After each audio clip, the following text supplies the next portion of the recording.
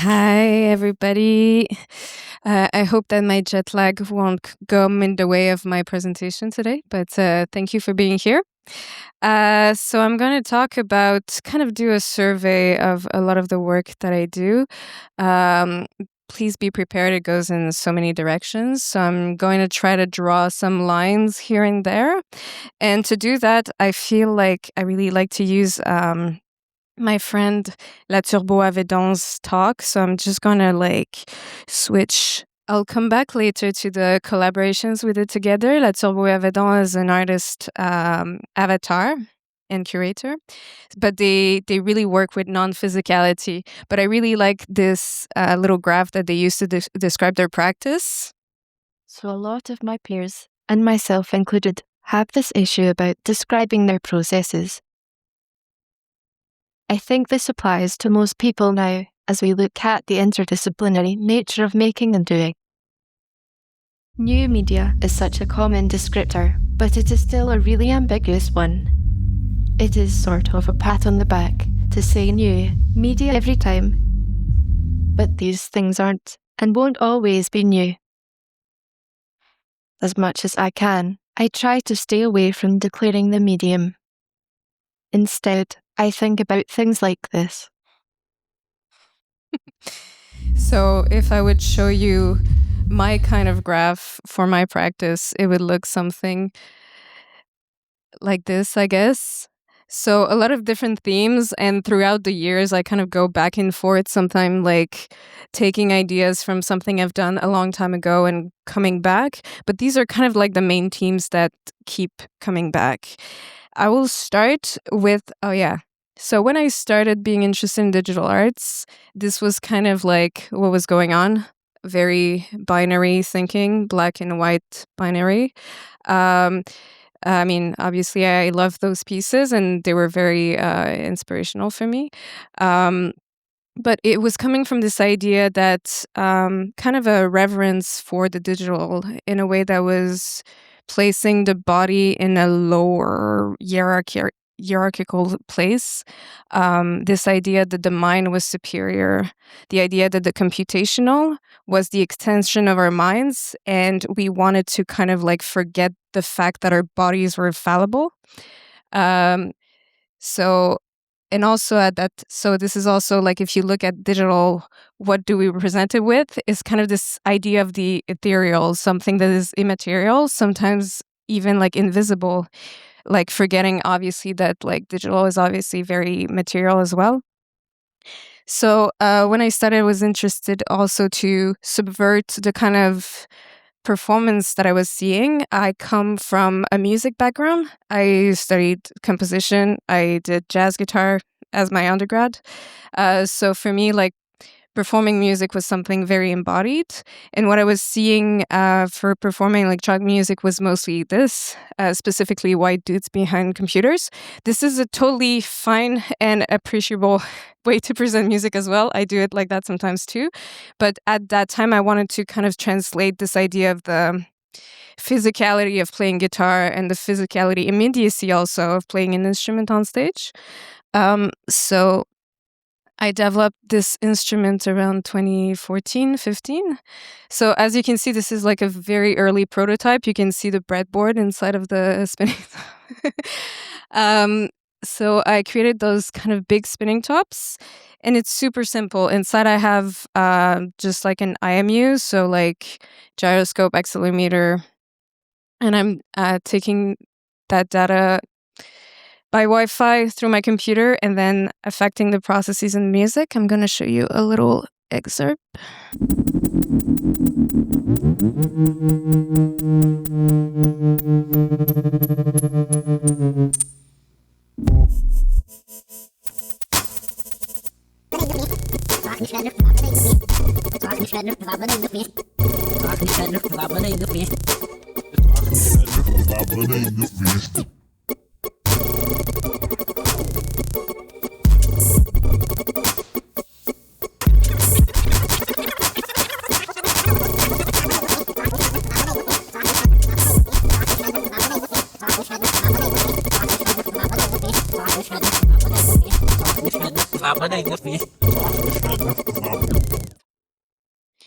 So I have 4 spinning top. Each of them controls kind of like a line or an instrument in the composition. And everything is like super simple. um, and I was really interested in, at the time, as I said, like most electronic music performances were done like in a very disembodied way.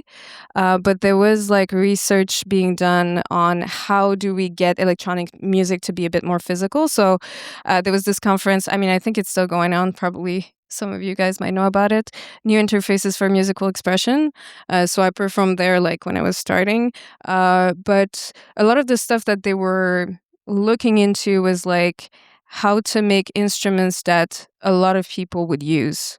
So this idea to create something that would be versatile, that you could use in any kind of context, and also where people could develop some kind of virtuosity on the instrument. And this is like a very literal translation of what music making could be. And what I was interested in is like kind of a more subverted translation. So obviously like taking the energy of a music performance, but not necessarily a literal translation of what an instrument could be. So for me, I was more interested to create like one specific instrument for each piece that I would do, where the object and the music and like even the scenography would have some kind of like coherence, like a conceptual coherence. And in the case of the Soft Revolver performance, they kind of look like spinning tops as well. So the samples that I decided to use, like I decided to use mostly sample instead of synthesis for that performance, so that it would have like kind of that turntable mixing quality. But also with the spinning tops, like I was using those like deceleration, acceleration types of stuff. Okay, and I'm gonna go a bit like nerdy music history on you. I'm sorry about that. But this is also kind of a progression of like how music has been conceptualized, like in our like how it became progressively more specific. Because at first, like you could kind of like have a melody that would be transmitted, and then so the instruments themselves were not like that. They didn't have to be that specific, but then progressively, like with orchestration, people started to notate like very specifically these instruments to get these sounds, and then we go even more specific by integrating instruments that are not classical, like I don't know, like Varese used like sirens or like just like simple pieces with like clapping hands, and then during like the 20th century, people started integrating light as well in their composition. So it's just the idea that like the music composition doesn't have to be just music. You can see it as like this kind of like wide holistic composition act.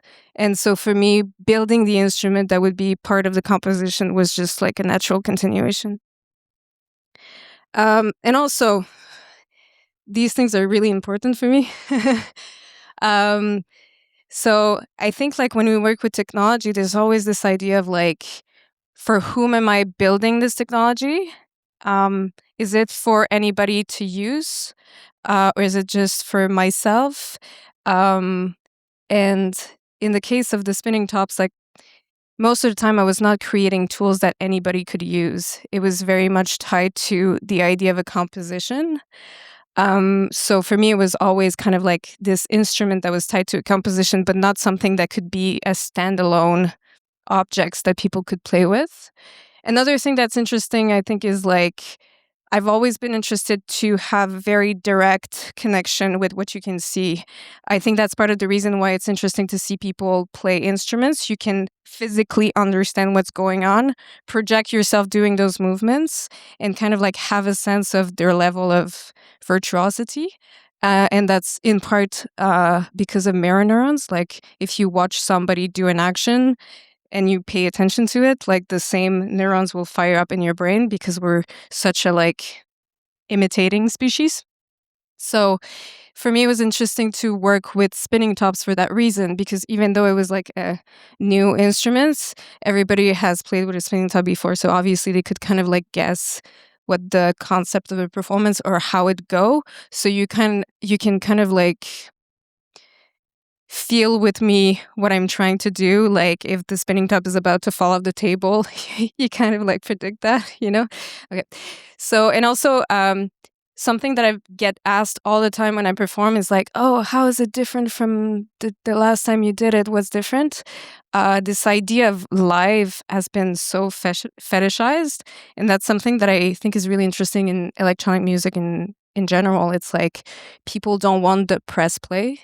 Honestly, I don't have a problem with press play. I think that some performance, some cases work the best when it's done like that.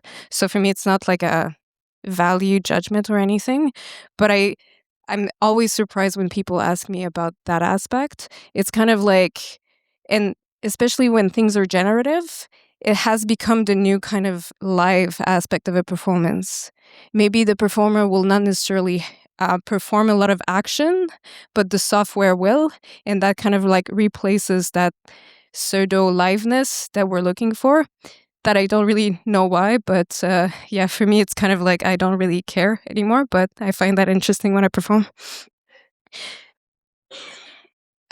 So I think yes. Okay.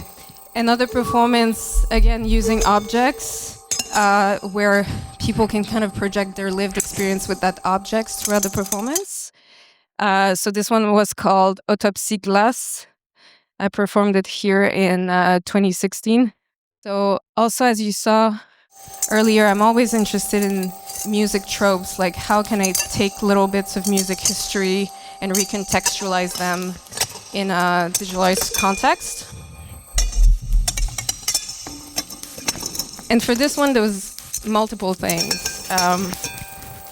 There was the idea of people breaking their instruments at the end of a performance. Like you imagine like guitar player just like smashing their guitars. And also the wine glass is a really important object in electroacoustic music. There's so many composers that like recorded little objects in crystal glasses and that kind of stuff.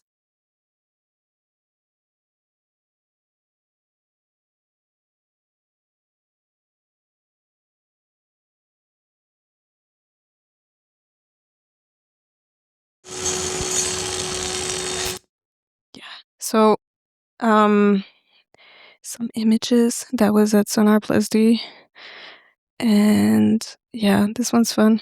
Yeah, because I also wanted to work with, just in general, this idea of torture, expectation, creating slow tension. So I explored that in different ways with the performance, but also with like installations that were kind of around the performance. And even like in this video, even like if I'm not necessarily physically present, because those things like kind of like create a physical tension, it still calls on your body, on physical reactions.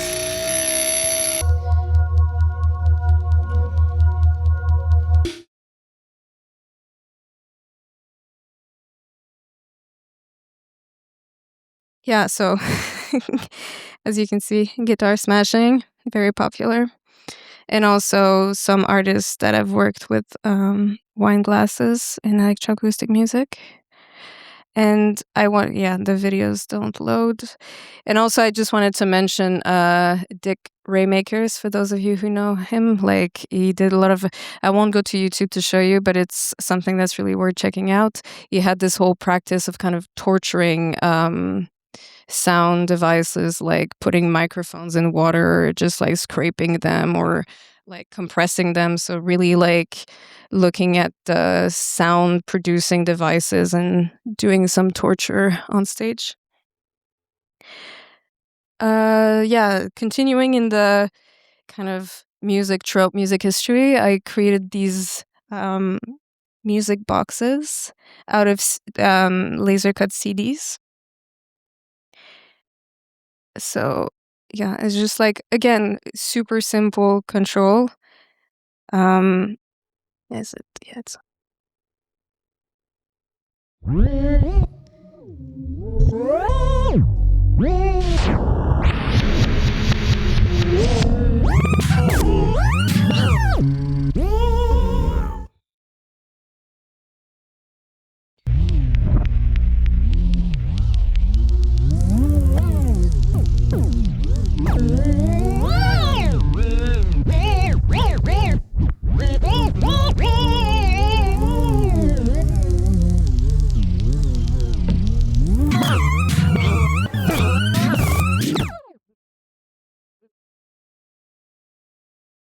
And the shape that the CDs create is the sound wave of the whole piece that's being played. Otherwise, there's no like direct connection. Like the CDs are not actually being read by a laser head. That would be cool, but it was not happening. Yeah, and the last one that I'm going to talk about very quickly in that kind of direction was a piece that I did in 2019 called Ballistics. So, similar idea with accelerometers, gyroscopes inside of pendulums this time. So, I would use like the momentum of the pendulums to create a performance. So, yeah, and now we're going to shift towards kind of another, oh, yeah, this thing.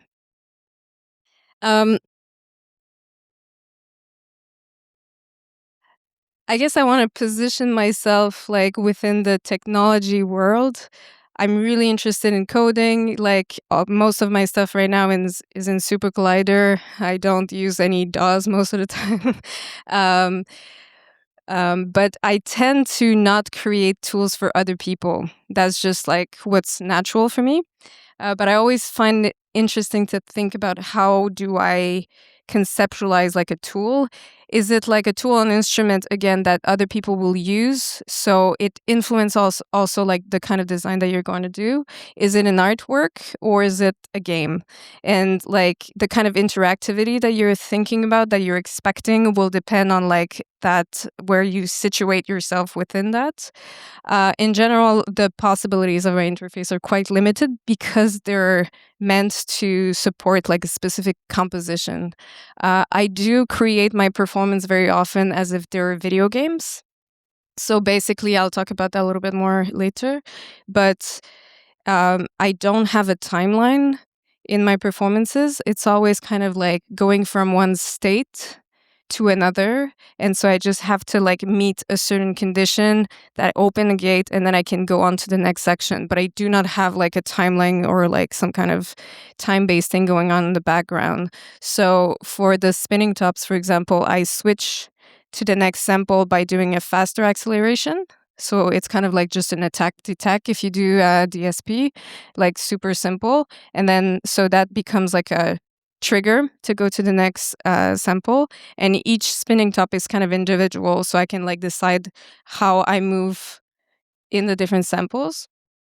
And on the spinning tops also, just like if I move on the other side, obviously the sample goes backwards. So, but I can also have that kind of continuous control. So like discrete control for changing the sample and just continuous for varying the pitch of the sample.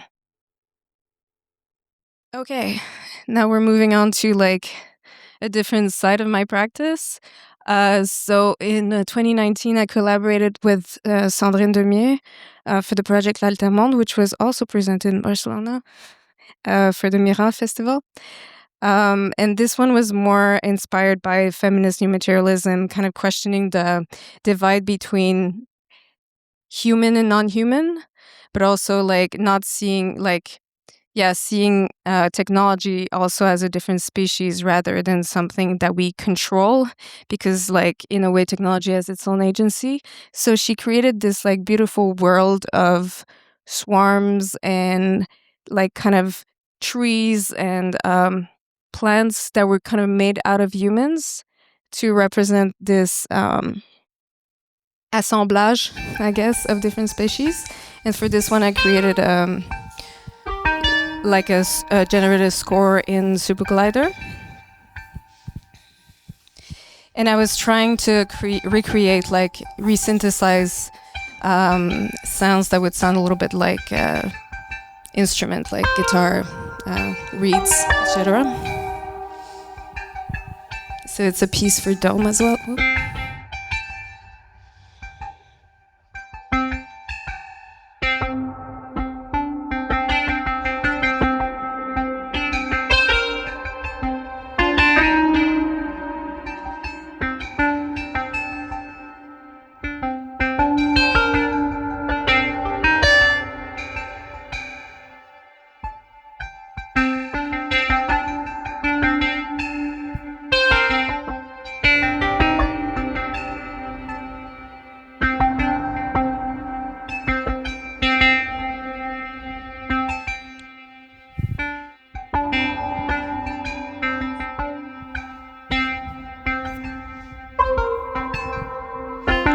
And I don't know if any of you are interested in multi-channel sound, but Super Collider is super fun to work with for multi-channel sound. Okay, so just a few clips from that project.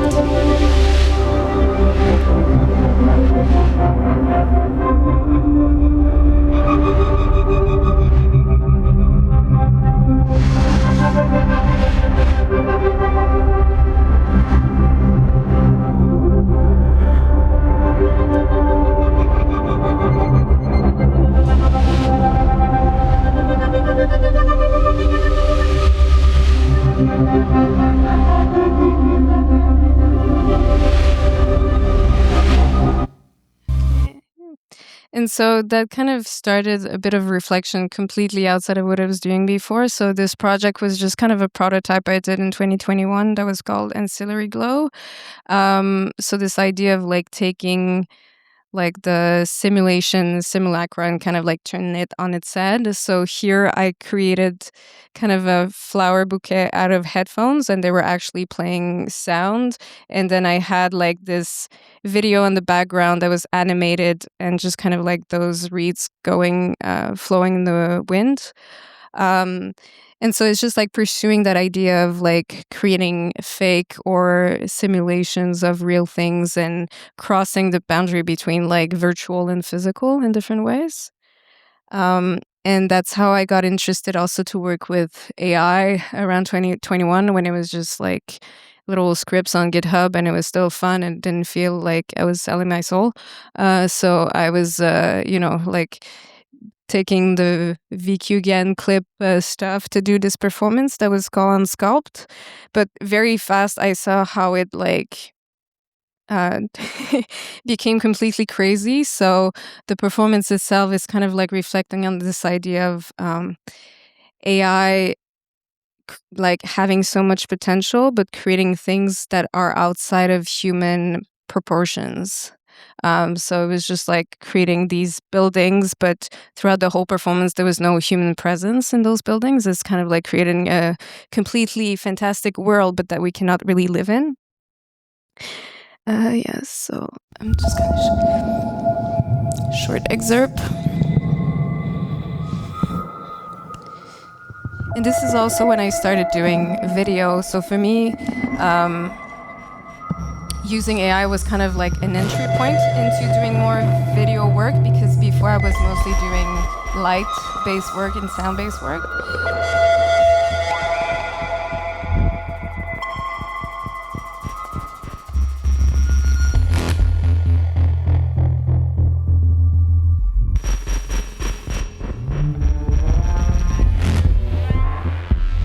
So yeah, creating like landscapes also that are just like AI, but it was always a collage effort. You know, it's never just AI, so it's got a bit of that surrealist quality to it. Yes. And then moving on to this project that, this one's fun. This is a collaboration that I did with a singer-songwriter in Montreal, and it's just like, I feel like now, perhaps I'm wrong, but like I'm kind of not super interested to do generative visual with AI anymore. But I feel like whenever I use it, it's much more literal. It's harder to do abstract, weird quality mix stuff. And at first I was able to get like a really crazy result, like just with weird prompts. And I feel like this is not really possible anymore, or like at least when I try now, I don't give it the same effort at all. But I feel like it was more possible to break it, and now it's much more directional. So maybe that's just like a good example for me of like I felt some enthusiasm for that kind of stuff because it felt like a creative tool, and now I really don't feel the same. But in when was that? I think it's like 2023. I did this piece in collaboration with Luca Paris in Montreal, and so we designed this physical 3D cascade with flexible LED panels on top. So following this idea of the simulacra, so it kind of looks like a waterfall, and on top we project AI generated image of a waterfall. So it's just like kind of, but also it's like in the physical space, but it's virtual. So it's like all of these different points where we kind of intersect between the physical and the virtual. And it's called Chasing Waterfalls. So you all know the TLC song from the 90s. How does it go again? Don't go chasing waterfalls. Better stick to the rivers and lakes that you know. So it's kind of like a criticism also of like this really fast developing interest for AI, where it's just like the push for always innovation, but not necessarily with the reflection that should come with it. And not that like we're conservative in any way, but with AI specifically, like the speed at which it developed was just like very vertiginous in English. Yeah, so we wanted to address that, and also the fact that we're trying to compress so much of our knowledge as a civilization in like in such small files seems completely irrational for me. I like I'm not going to go too far into that, but you know this idea that if you want to create a representative map of a territory, you kind of have to have the territory, because otherwise you just have like this kind of narrow representation, because there's like, okay, sure, like you can represent the is it topology? Yeah, like the relief, but like you'll never be able to really capture what it's like to walk in the territory unless you actually are in it. And for me, like also coming from a music background, learning an instrument, you learn how much like the human body is just like we learn through repetition. So like we have to see the same thing over and over until it passes in our like embodied knowledge. And now with AI, it's kind of like skipping this step altogether. And I'm really interested to reconnect with that way of knowing things. Like how much can I remember just by myself, like just practicing memory on a daily basis? Like I'm not saying that I actually do that. It's kind of like uh, um, a thing that I would like to develop more, and just like see how do I retrieve information as well inside of my own brain. When I start doing a new piece, how do I connect these pieces that seem like so dissociated, and then like somehow they come together to create this assemblage of things. And with AI, I think that we kind of like lose this capacity to make these weird connections between things that seem unrelated at first. So anyways, I've been thinking a lot about that with AI in general. And I kind of continued, I think there's a little video of this project, yeah.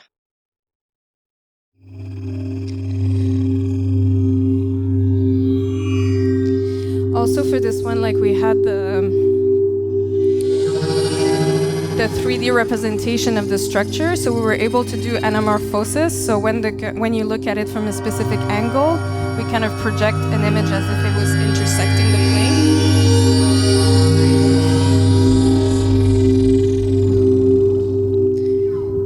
And it kind of creates this impression that like you break this wall between the virtual world and the physical world as well.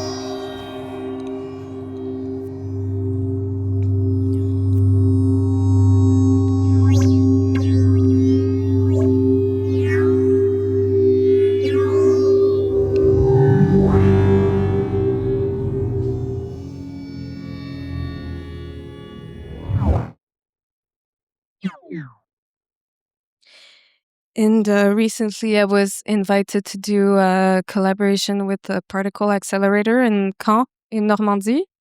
So I used the knowledge that I developed for this project in like designing weird squiggly structures.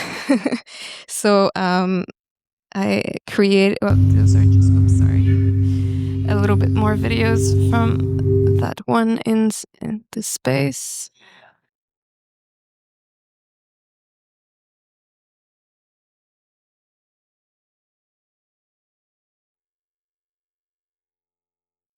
And so expanding on this idea of like really long ribbons, I created this piece which is kind of a long Moebius ribbon type structure. But also it was a bit of a metaphor for a particle accelerator. And then with LED panels on top. This one was presented for the first time in December in Normandy as well for Interstice. So it's just like, just the beginning of this new project. And now I would like to shift to the last kind of thread of themes that go throughout my practice. And we come back to La Turbo Avedon. So in 2018, we did a collaboration together that was pretty silly. So I composed some music and they were performing it live, but obviously this is an avatar that doesn't have any physical counterpart. In theory, this artist has been working for a really long time, kind of like reflecting on internet culture and stuff like that. So yeah, we did kind of a pop show together. If you're feeling lonely, just know that I'm around. My location daily, I keep it underground. Cousin candy kittens, biological rebound. It's easy to be found. I'll be in your feed last post. I'll be in your mobile phone. Holy Spirit on your toes. I'll be in your horoscope.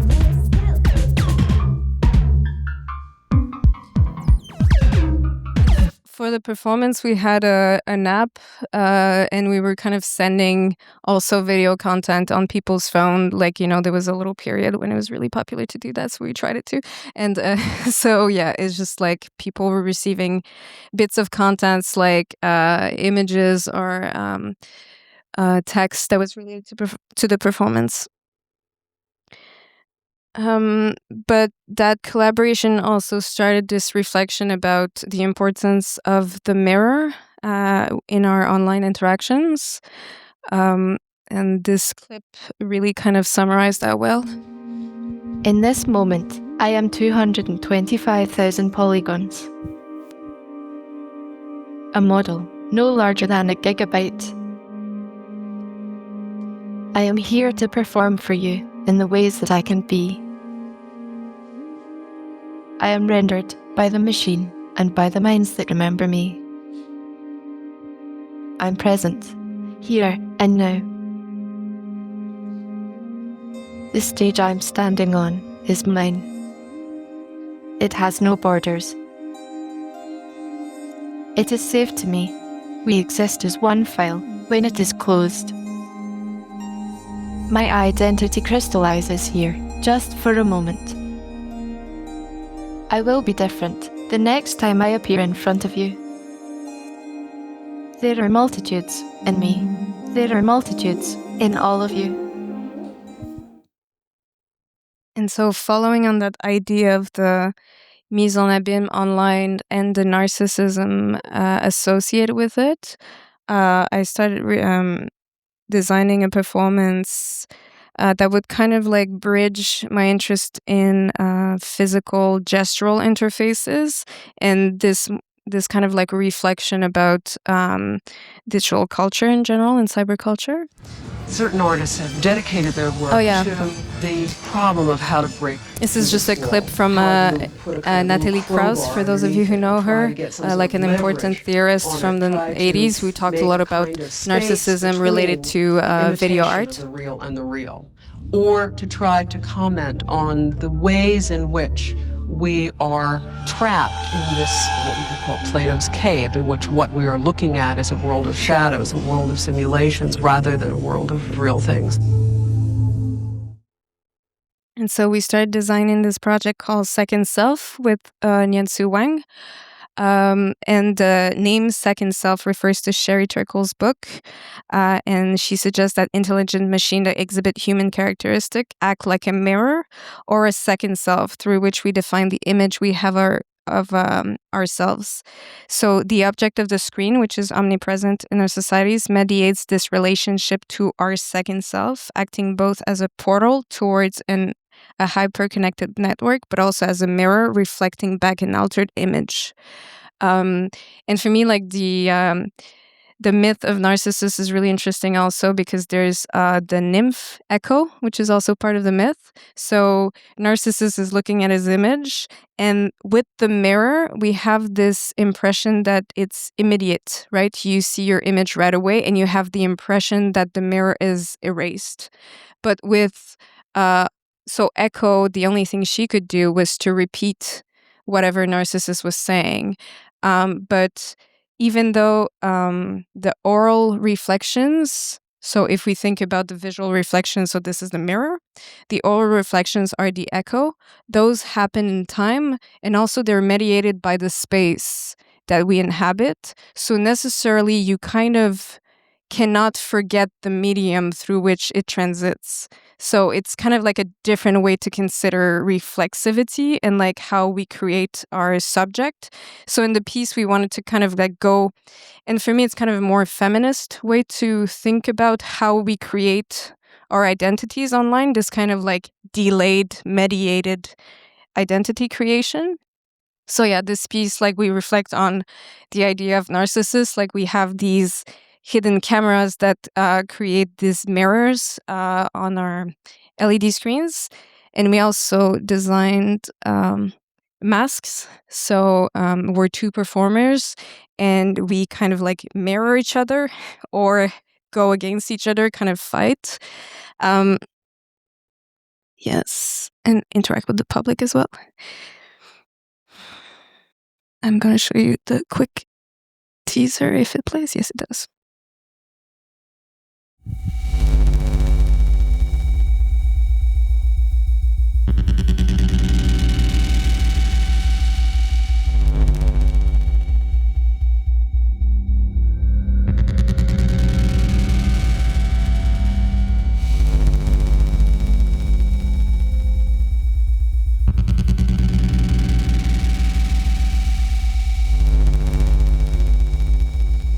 Here we wanted to recreate this kind of like mirror palace effect that you've seen in the other performance as well.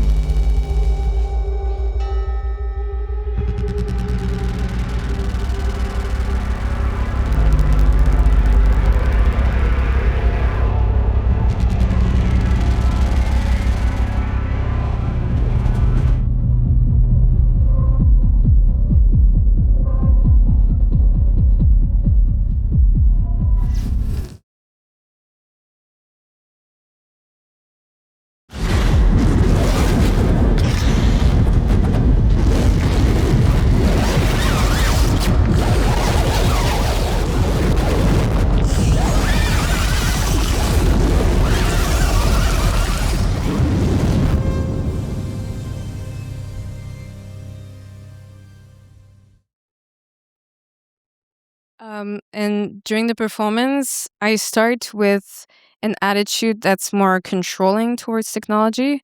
Like I have this smaller one like that where I kind of scroll as if it was a phone. And then Niensu is kind of more already part of the technology. She comes from behind the panels and we kind of try to meet. At first, I have the illusion that I can control the technology, but then we kind of meet in the middle where I realize that like, oh no, like really, I cannot really control that. And I try to project myself in her in this kind of like projected world. And at the end, we just go crazy because we just get alienated by technology. So yeah, sorry.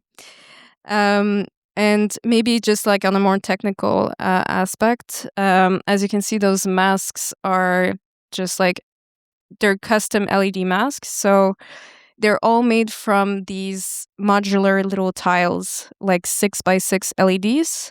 And we have created different shape based on those configuration. And on them, you have the regular LEDs, but you also have infrared LEDs and infrared sensors. So depending on like how close our hands are, like we get the reflection of the LED, the infrared LEDs. So basically, like in my computer, I see an image of my hand when I get it close. And same thing as with the spinning tops, I can just like detect the tap with the acceleration and just like the derivative. So we can use it as discrete signal or like recognize different movements like a swipe up or down cover it for a long time and then just a continuous motion depending on the XY position of the masks. And this one also is just like entirely composed in Super Collider. So we really have like these, I think I put like a little, okay, this I'll talk about maybe. Oops. Yeah, it's like we kind of are in a state and then we can like jam in a section, and then once we hit a condition, then we go to like we have some kind of gate and go to the next section. So it's really like a video game again, which allows us not to feel pressured by the timeline or like, so we can really like create the situations and make the next section happen. But that makes it like the whole performance is remote. We don't have a technician backstage as a fail-safe, so it needs to be like we practice a lot. But anyways, like just to reflect on this idea of generativity, like my work is not necessarily in the aesthetics of generativity, but most of the performances that I do, like Super Collider is just like generating kind of like live whatever's happening, and it's never exactly the same. There's a lot of randomness, even though it's very directional. And I guess in all the works that I do, like the human aspect is always like somewhere between something determinate and indeterminate, and all of these different aspects like create something that is slightly different every time. And in general, I kind of refuse to make anything permanent or fix. I really like the performative medium because like it's always going to be different and living, and I don't like making something permanent like that. So I guess that's kind of my definition of generativity in a way. And yeah, that's about it. Thanks a lot.